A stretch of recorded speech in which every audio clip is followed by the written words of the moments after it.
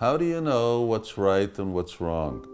You may say there are laws, standards in science and common sense, but if you look at these, as with other things, you will see standards of right and wrong change.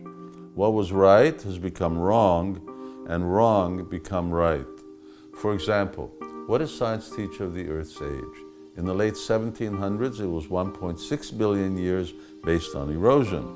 And in the late 1800s, 24 to 400 million. You can just take your pick, based on the cooling of molten rock.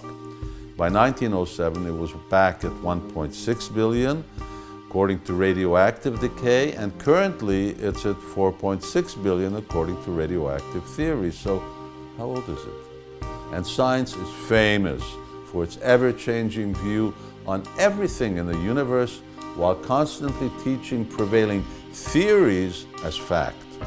And then there are man's laws, regulations which govern us. They too constantly change. You could be punished for something that is later accepted as a norm. In 1895, for being a homosexual, Oscar Wilde, the then famous poet, was sentenced to 2 years in prison with hard labor. But by 2013, same-sex marriage was legalized. What was illegal became legal. And if we talk of the ethics of right and wrong, take the controversy over abortion. As in the past, it has really polarized opinions pro and con. Which is right and which is wrong? There are ethical arguments for both sides. So, we hear explanations for these changes, such as science is evolving, we have become more civilized, and that some people are just too fanatical in their beliefs. But we're assured that humanity is evolving. Yeah, right. But all of those explanations are another way of saying that what is science, what is law, and what humanity believes is constantly changing. They're excuses, and evolution means things will change again. Another empty excuse. So, who's to say what's right or wrong? Now, hearing this, you may well ask, well, is there anyone who can say what is truth in the face of ever-shifting sands of knowledge? Now, I say yes.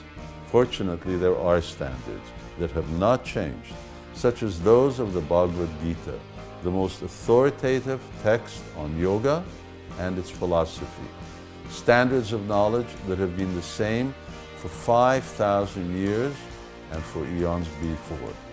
Knowledge that says the earth is 2 billion years old, that homosexuality is an acknowledged orientation, and that abortion is morally wrong, except in very rare circumstances. The idea is that there are two standards of knowledge, relative and absolute. Relative means things change, and absolute means they don't. And relative knowledge is an ascending path to truth that's sorely handicapped by the incorrigible fallibility of man. But absolute knowledge descends from a supreme flawless source. And such knowledge doesn't change because it's the truth. Why would the truth change? I mean, why would it? So that's it.